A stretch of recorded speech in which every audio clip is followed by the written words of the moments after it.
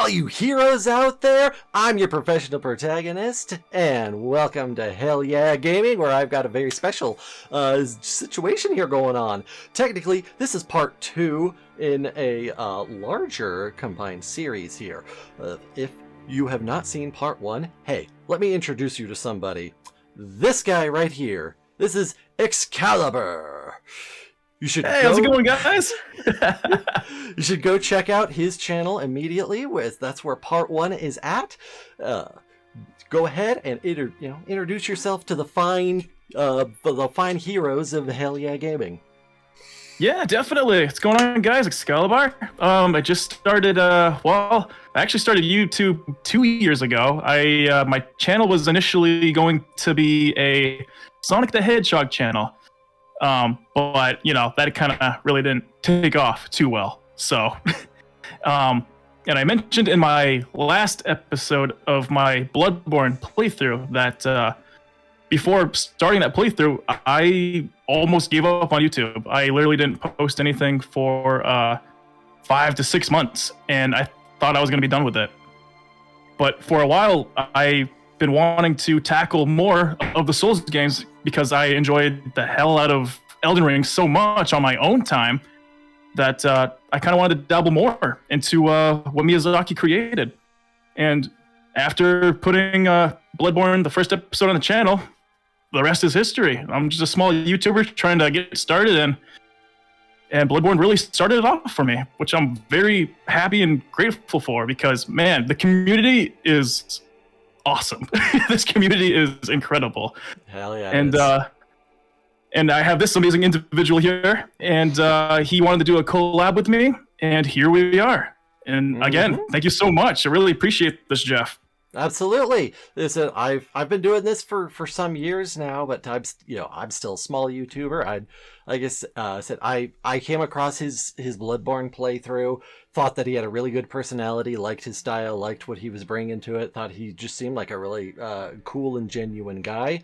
And even after I brought up a concern with him in the comments of one as well,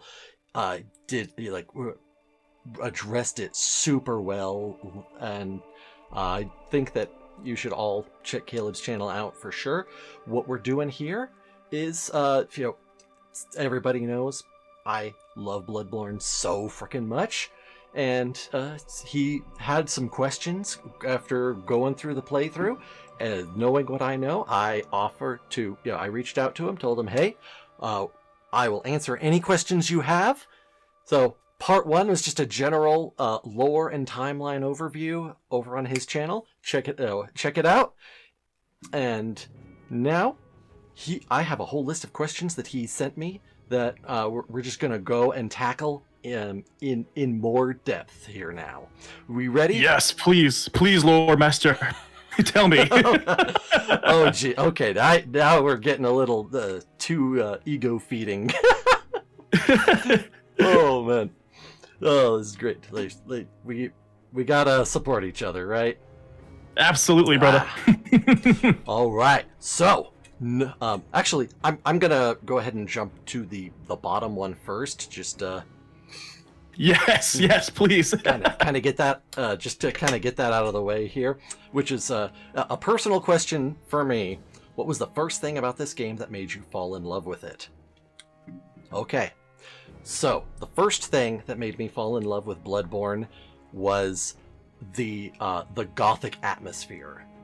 I present myself, very very happy and very upbeat the majority of the time, and I usually am.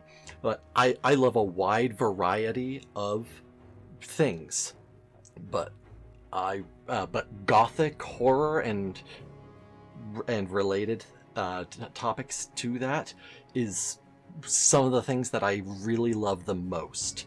I love vampires and werewolves. I love the dark city streets. I love Victorian era backdrops in a setting. So being dropped into like a Victorian era city styled after after Prague, but with a lot of English flavorings, with a gothic horror atmosphere, was an instant like pull me in. And Yes. seeing all of the medical parallels, so how so much of the world is inspired by like that century's medicine, how much of it was just so visceral. Like it grabbed me, and I can't say that it didn't let go, because the first time I tried to play it was also when my son was just starting to move around and be needy, and a FromSoft game that requires your constant attention and has no pause button is not not a good thing to play when you also have a life with that constantly needs your attention and has no pause button. So, right, absolutely, yes. Because of that, like I after I initially started it, I had to put it down for a while and came back to it after that. But once I was able to actually bite into the meat of it, like, yes, the setting is really what grabbed. Such a beautiful backdrop of that whole city, just the whole vibe, atmosphere. It's amazing, incredible. Now, going back to the top of the list, your first question: is the world of Bloodborne essentially just a dream world the moon presence conjured up to trap us in? There's two schools of thought on this, and I like to call them as such. The more likely answer, and the wrong one. Okay. I think that all evidence points towards the streets of Yharnam that we battle through, covered in muck and dirt and viscera and blood, is the actual real place. Technically, it is possible that Yharnam is just another layer to the dreams and nightmares that we are put in the moment that we are put under for that initial blood transfusion. But apart from that kind of ominous line that the blood minister says, whatever happens from here on, you may think it all a bad dream. Other than like that one line, which granted is an ominous as hell line and does carry some weight to it, I think everything else points towards it all being the actual reality. Okay. There is so much that the story would lose if everything was all a dream from the start. Right. And just, I cannot think of any reason that isn't immediately rebukable that we could call the main gameplay area another dream. Number 2, when the hunter Jura mentions he wishes he could dream again, what did he mean by that? Are we still in the dream and he's not somehow? So this is something that was covered in the general overview of the last one. Yes. Yes. So Jura was a what I like to call moon-scented hunter. He was chosen by Flora, the moon presence, to be a special hunter that is able to resurrect in the hunter's dream. And at some point he stopped dreaming, so he no longer has the hunter rune etched into his psyche. He can no longer resurrect on death. He can no longer visit the hunter's dream. Okay. But he can tell that we are a moon-scented hunter. Just like Eileen the Crow can tell as well. How can these two people tell?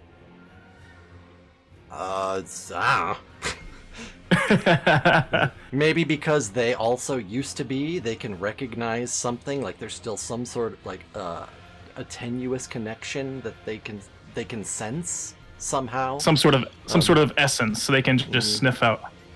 But Queen Annalise could tell that you were. That's she's the one who calls you the moon-scented hunter. Where I like that term from. Like, I guess theoretically, she doesn't say that she knows exactly what that means. She doesn't say anything about dreams, but I think that line on its own is a pretty good indication that she knows what you are. Right. Yeah. Absolutely. But yeah, Jura no longer able to dream in that way. He knows we can.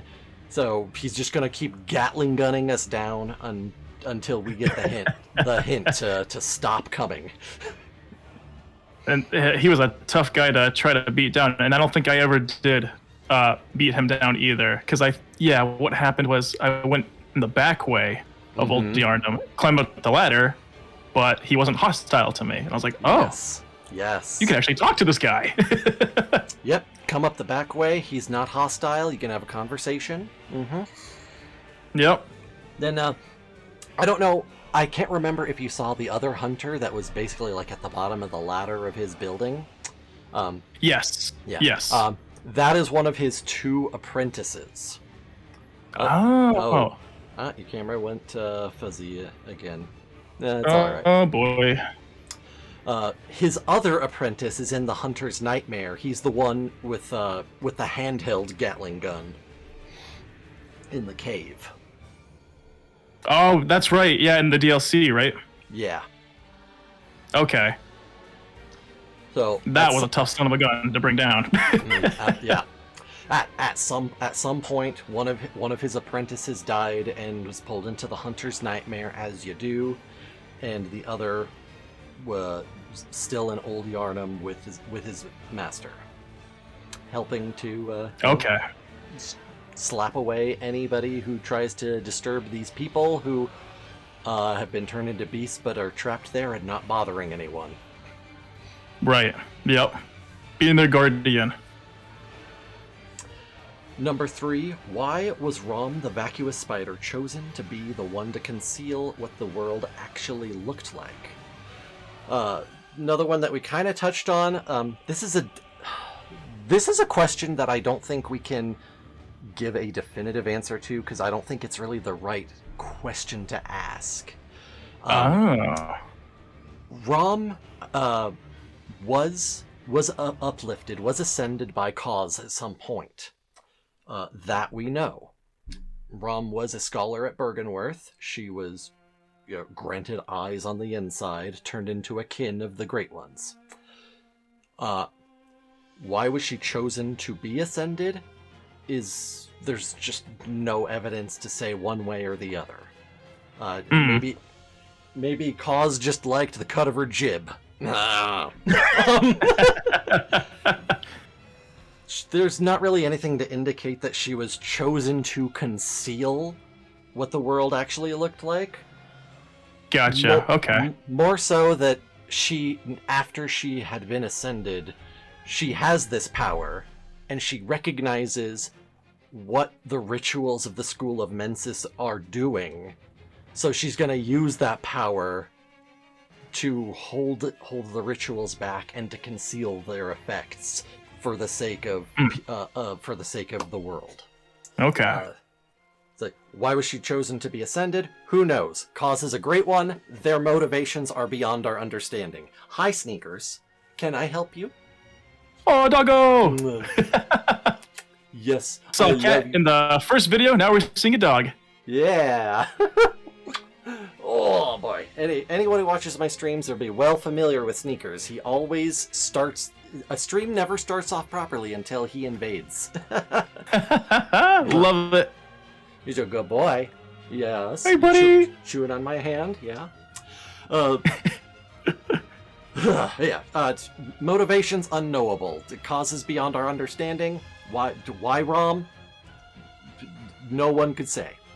Okay.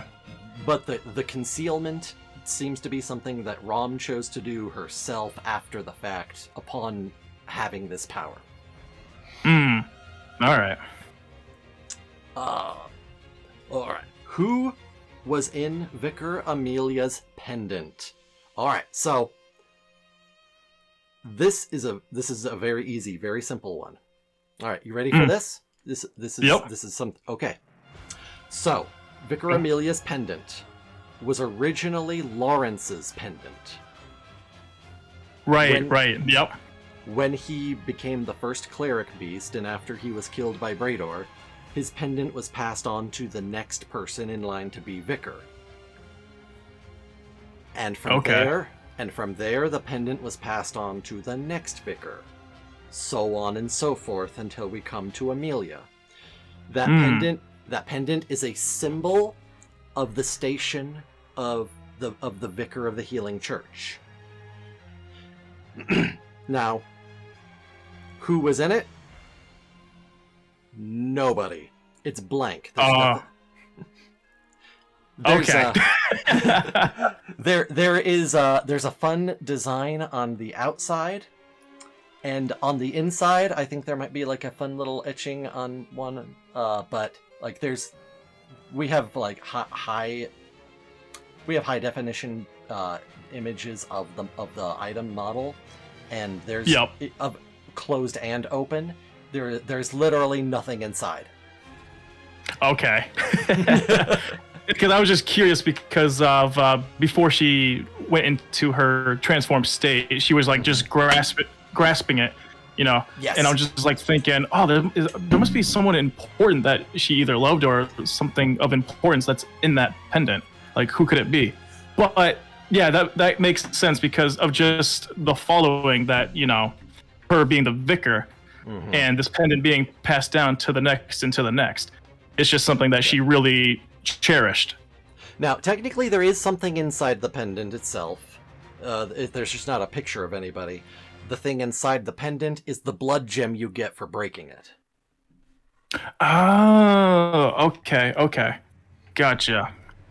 But yeah, apart from that, it's just a symbol of the station of the vicar of the Healing Church. Like, you know, whosoever holds this, should he be worthy, shall possess the power of the vicar. Okay. Got it. And then number 5 is everyone inflicted with this blood-borne disease against their will, or are they born with it? So, are they born with it? No. Are they all inflicted with it against their will? I guess technically yes, because blood ministration is the cause of the disease. And you cannot willingly consent to information that you do not know. Yeah.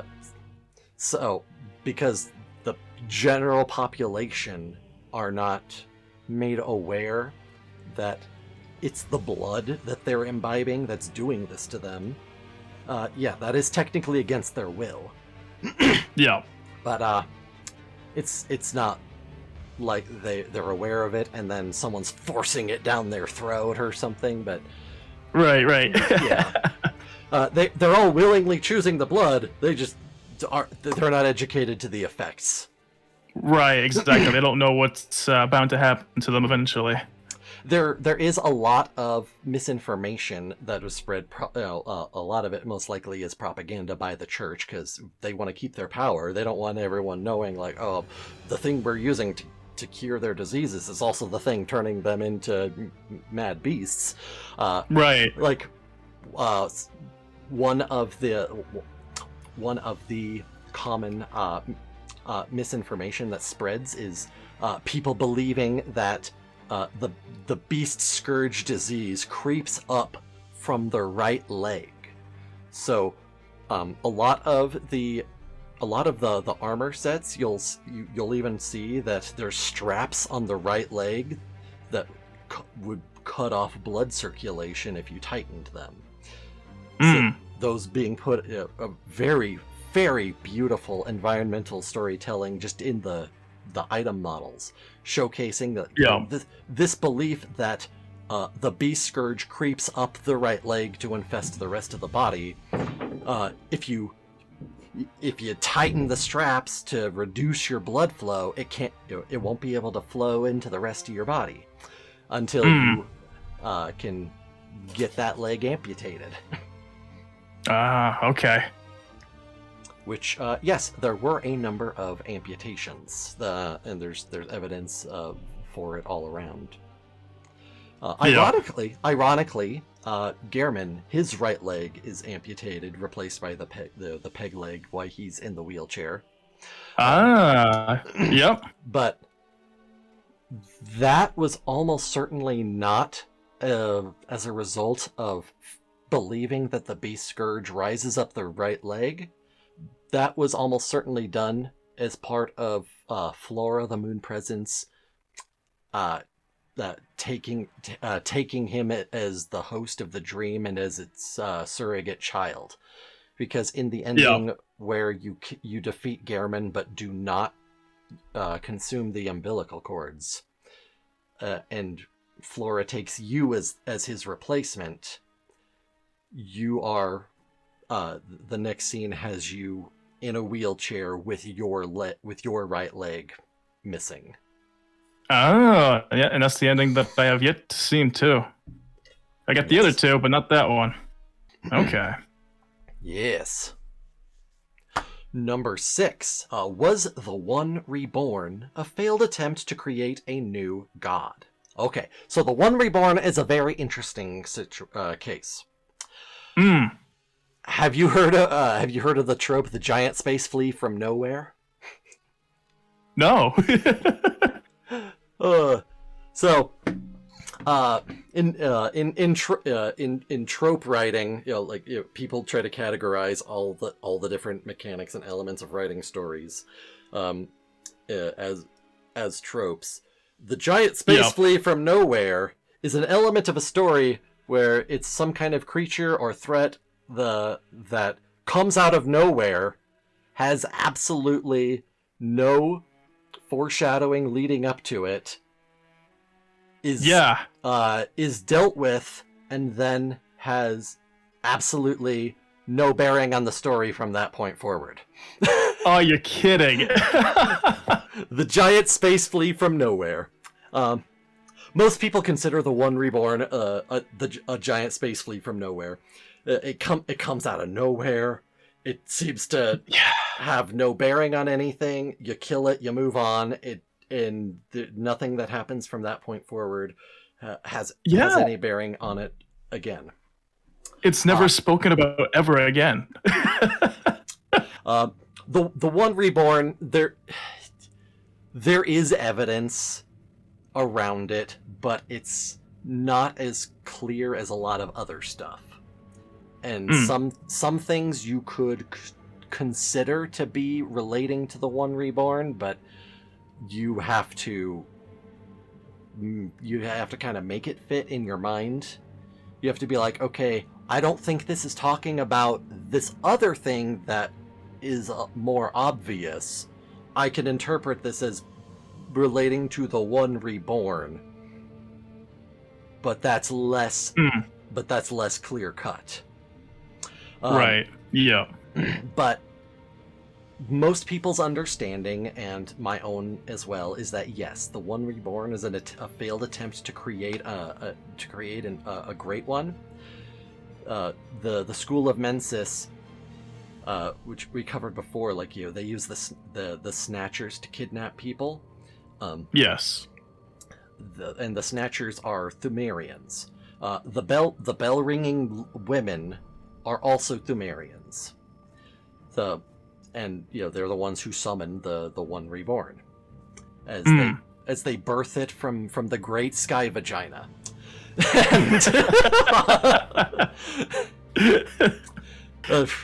Oh my god! Bloodborne is an intensely, viscerally feminine game. And if anybody challenges that, they are wrong. It is all about childbirth, menstruation, menses, right? And it is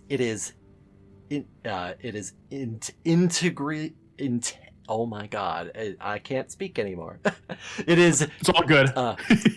It is integrally feminine in its very core. So, but yes, the Bell Maidens, they're Thumerians as well, that are working with the School of Mensis.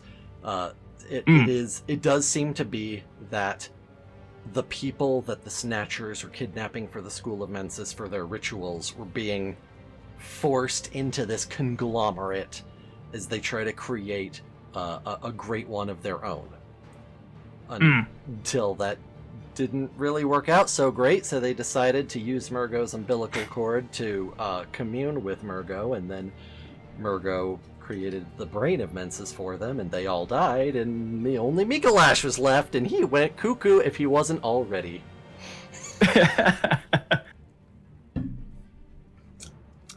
I choose to believe that yes, he was, but he went more cuckoo. Yeah. Oh, absolutely. Oh, majestic! A hunter is a hunter, even in a dream. But alas, not too quick. Oh my god, I love it. Love it so much. The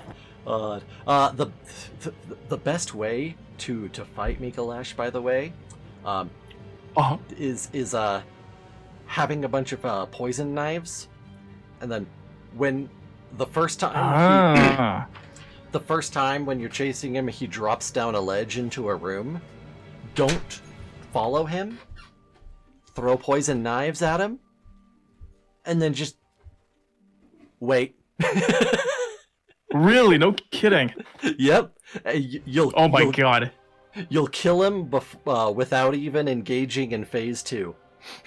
Oh jeez. Dude, it was just nothing but a game of cat and mouse for me. Going up against that boss. Oh, jeez. And I thought, like, there was at some points where, I thought maybe using bullets would slow him down, and it kind of worked, I think. I don't know. Maybe. Just a smidge.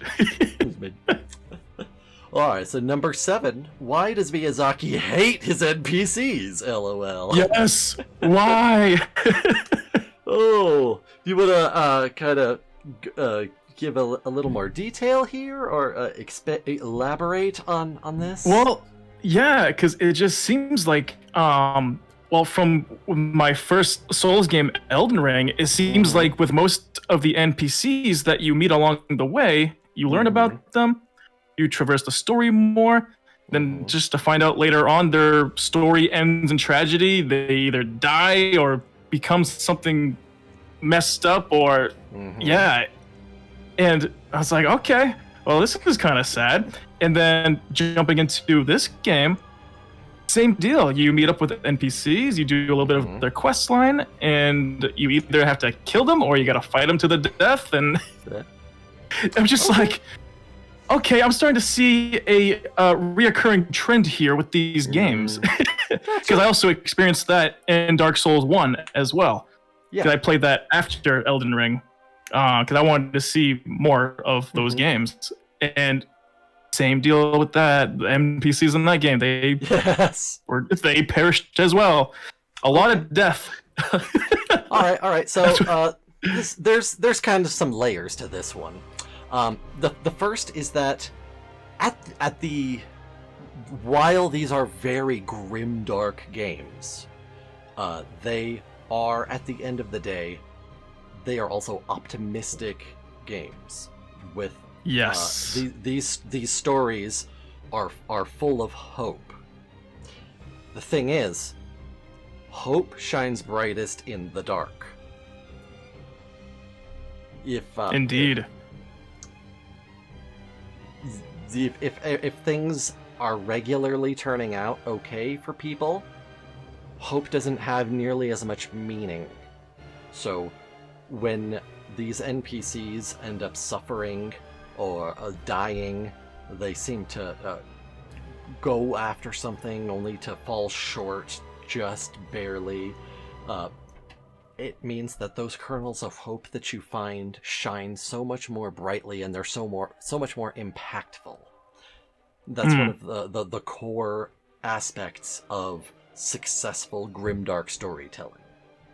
And that's something that is masterfully executed in in Berserk, which is the Ooh. primary inspiration that Miyazaki takes for a lot of these games. Yes, which is still a show I need to check out and read the manga. You do not do not watch either of the animes for Berserk. The reason is they cut things out that are integral to your understanding of certain characters and the story. Oh, okay. So it's better just to read the manga then. Yes. Okay. I will also warn you, however, there are things in that it is a very, very dark story, and it does not shy away from showing that graphically in your face. Yes, so I've heard. Yes. That's probably why I'm a little scared to kind of jump into it. There are people who normally have no issues with dark content that go into it and reach a certain point and say, I'm done. I can't. I'm somebody who can stomach pretty much anything, and and there are definitely points where I'm like, yeah. So, oh, I could imagine. Oh. But that's one of the primary reasons why he hates his NPCs. Why terrible things happen, because you need the darkness for the hope to mean anything. Another reason that terrible things happen to them so much, and this is something that I am going to go into some more detail in the script I'm writing for my next video, is that one of the major themes that are in all of these FromSoft games are is the corruption of the old order. Oh, okay. The lineage of, whether it be of royals or gods or whatever, the corruption of good intentions and or power. As well as the natural cycles of the world and stagnation. When stagnation sets in, things get bad. Key thing, since Elden Ring, Marika removing the rune of death from the Elden Ring, thus removing death from the world. Right. She wanted her golden order to be eternal, hence Marika the Eternal. Yep. But without cycling through a new era, things are stagnant. With people unable to die, things are stagnant. Those who live in death can then rise up and spread death root. The natural orders of death, such as rot, repurposing existing life into something new. They no longer have an outlet to perform their duties naturally, so it becomes a more monstrous situation. Stagnation causes decay, and that's something we see with the NPCs, being that the world is stagnant in some way. The natural order has been stopped. And then the corruption of good intentions and the corruption of power mean that the people who are trying to accomplish good things either go off the deep end or cause more harm on their way to doing so. So it's just a core aspect of the primary themes that Miyazaki likes to incorporate. Yeah. Which, as you said, which is very masterfully crafted. Very. Okay, number 8, what is the backstory to the Orphan of Kos? That is something that we did cover in depth in the previous episode, because it was even just doing the the general overview of the story and lore, it was something that had to be covered in detail for everything else. Of course. Yeah, yeah. But yeah, the cause, her body washed up on the shores of the fishing hamlet. She was pregnant. The Bergenworth sent Lawrence, Gearman, and Maria there. They killed everybody. They pulled the unborn baby from Cause's womb to experiment on, and Cause did not like that, and created the Hunter's Nightmare and the higher consciousness of her baby to defend it, crafted in the image of the hunters that came to kill them. Very bad, very nasty stuff. And like I said in the previous video, I feel bad going up against that boss now. Because holy moly, now that, yeah, very tragic boss that one is. Yes, very. But at the same time, that's another one that I consider a mercy killing, because not only were the hunters being trapped there in the nightmare by Cause, her child was being trapped there by her curse. Right. So, and then by killing the orphan there, and by slaying the shadow of Cos overlooking it, nightmare slain. We end the nightmare, and we get the final narration: "Sweet child of Cos, returned to the waves." Yep. So, I think that was the best thing that could have been done. We're not just ending the nightmare for all the people trapped there, but also for the orphan as well. That's perfect. It's perfect. Number 9, why were the Vile Bloods frowned upon? All right, so another one we touched on, but now we can get into a lot more detail here. So, for the nobles of Cainhurst were distantly related to the ancient Thumerian society. Someone at some point, somehow, took some blood from Bergenworth to Cainhurst. Blood that was considered heretical, considered to be bad, vile, forbidden.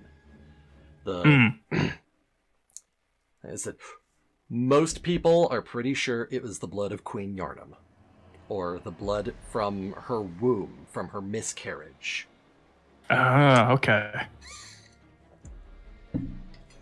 The potent blood of the Thumerian queen, who was with child of the Great One Odin,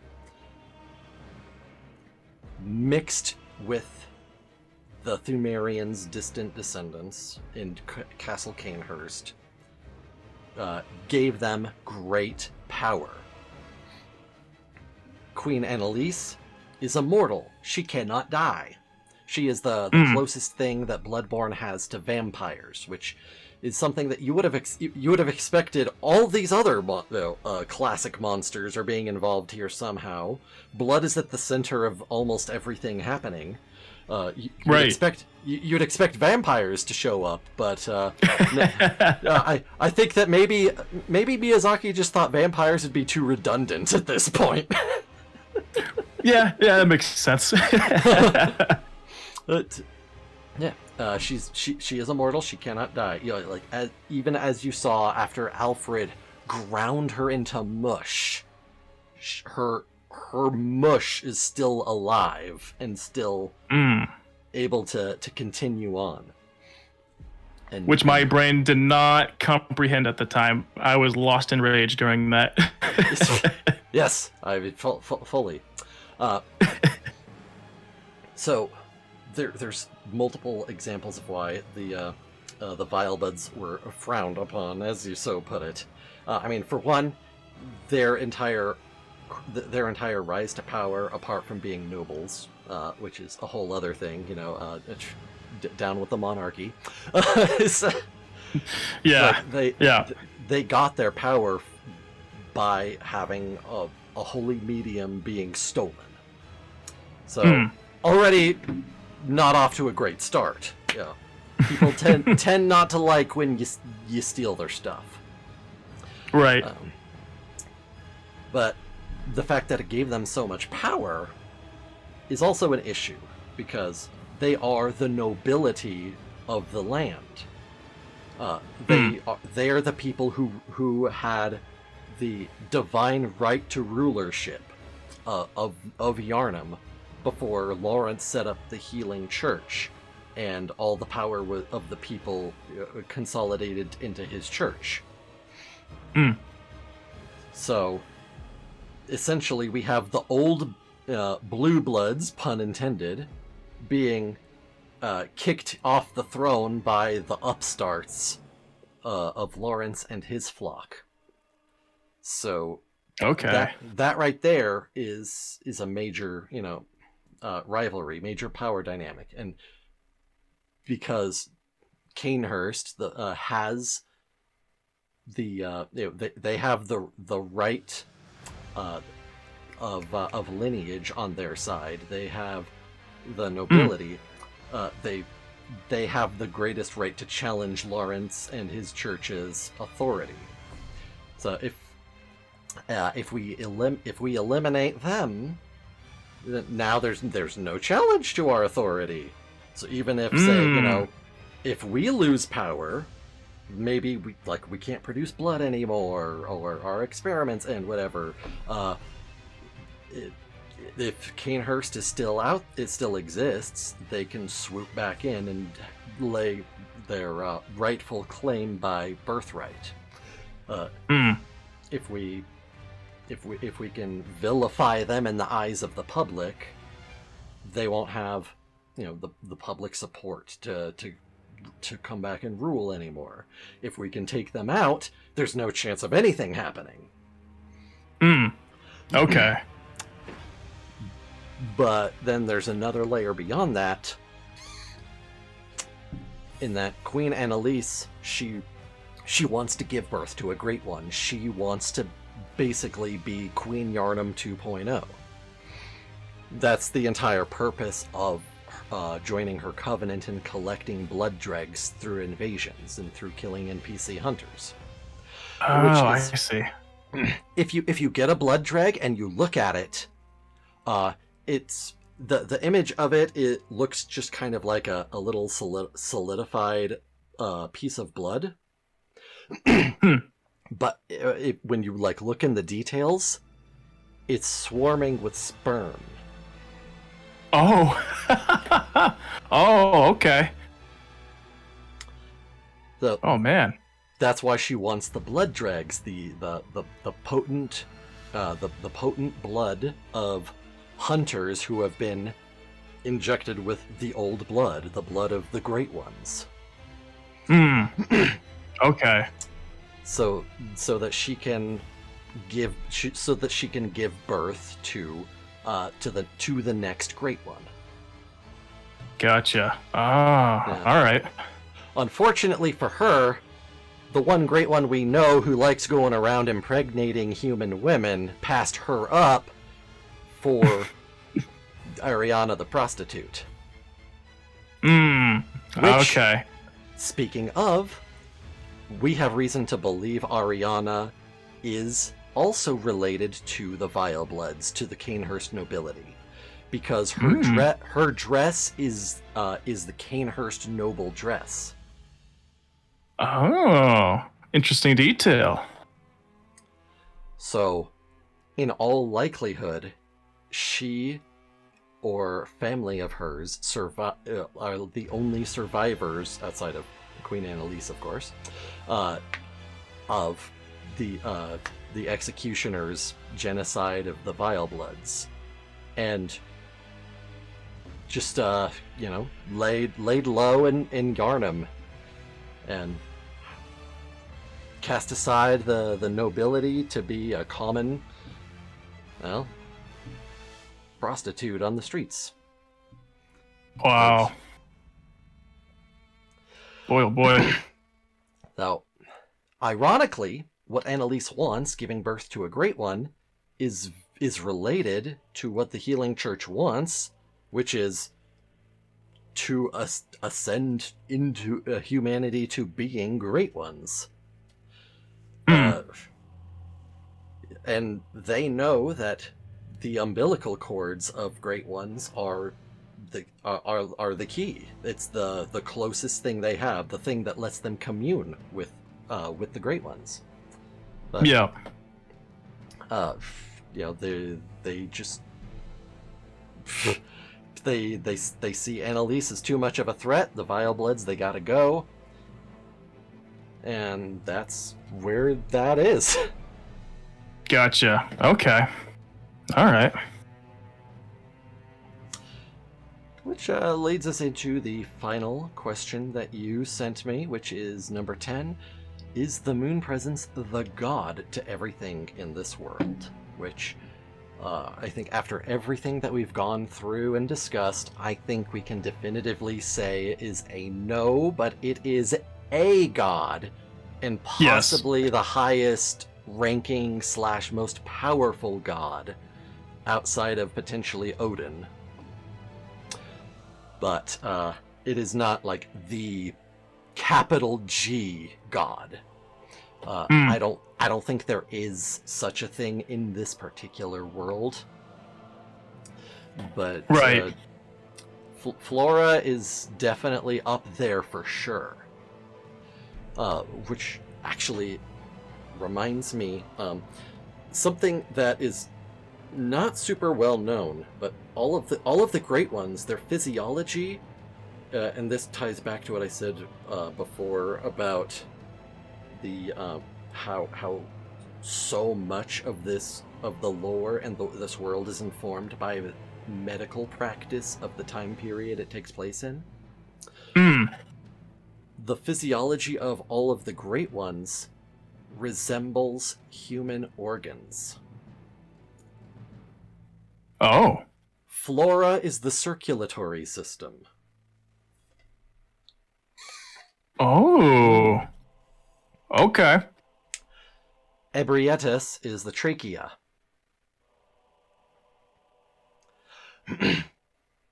Ooh. Or with Ash.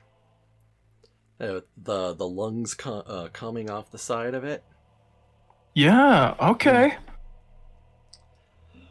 And there is more that I cannot think of off the top of my head at the moment, mostly because it's getting late and we've been at this for almost 3 hours now. It's all good. I'm very tired. But that kind of makes me think of, sorry to go off topic here. But yeah, what you mentioned before about Odin being like a formless, well, I wouldn't say creature, but I don't know, an energy source. Yeah, entity. Like, what if these great ones are like, they're supposed to be like a part of this more giant Odin entity? Okay. Also, the only medium that Odin can communicate through is blood. So, if that's, I think that actually is the foundation of a really good theory, actually. If Flora's the circulatory system, Odin is the blood that pumps through it. Yeah.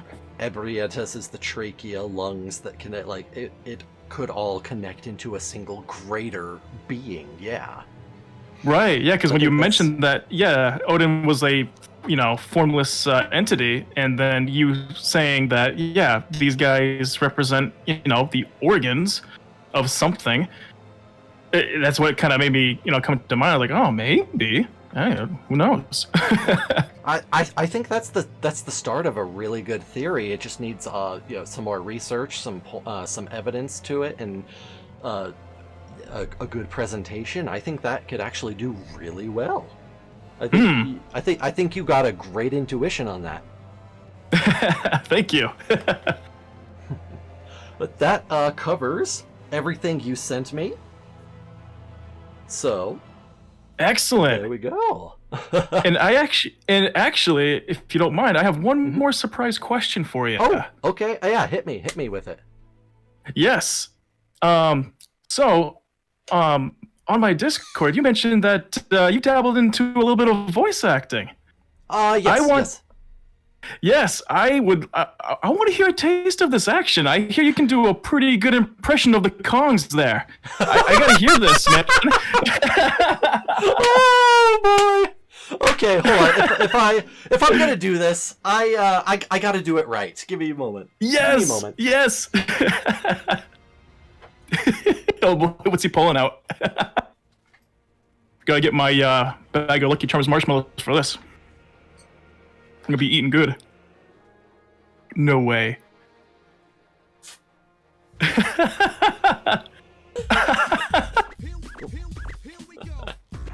Oh, banana. Okay. Oh my god. Dude, that's awesome. Oh my god. That's great. Diddy.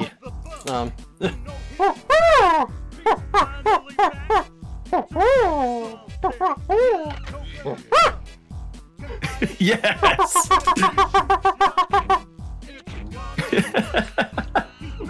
That's fantastic. That's awesome, dude. Yeah, I thought a nice little fun question at the end would be pretty fun to go on. That was fun. Thank you for that. Yeah, absolutely. I was like, ooh, yeah, I gotta do something surprising for him here. Oh, hi, Snickers. Hello again. Look who's back. Look who's back. Back again. Sneaky's back. Tell a friend. Yeah. Oh. All right. Well, I think that will definitely put a cap on things tonight, but I had a lot of fun with this. Dude, this was incredible. Again, thank you so much for reaching out. This was amazing. Absolutely. And you've really tied in a lot of things that I could not get together. I'm glad I can help you out. If you want to do this again, I'm more than happy to.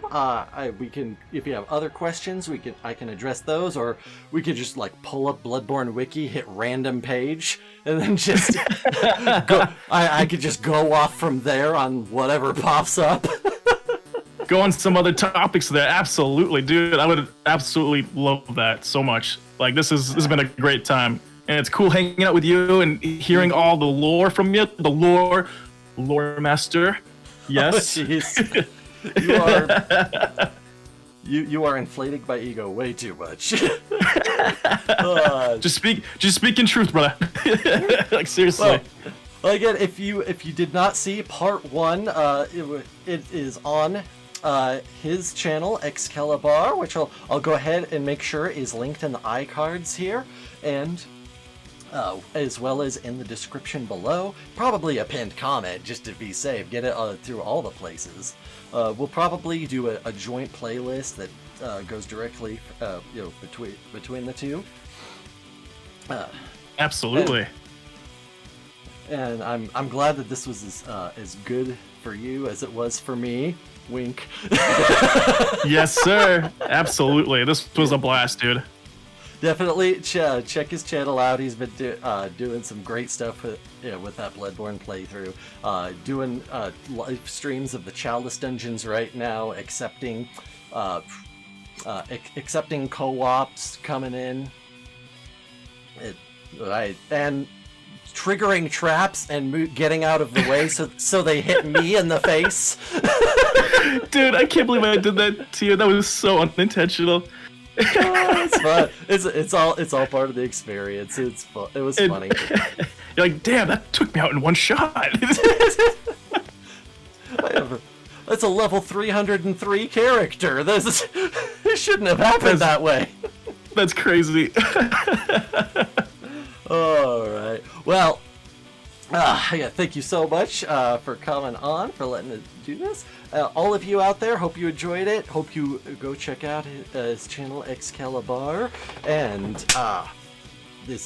we can definitely get some more in there. If you want to see more, then hey, all you need to do is get down in the comments, let me know by giving us a great big hell yeah! Hell yeah!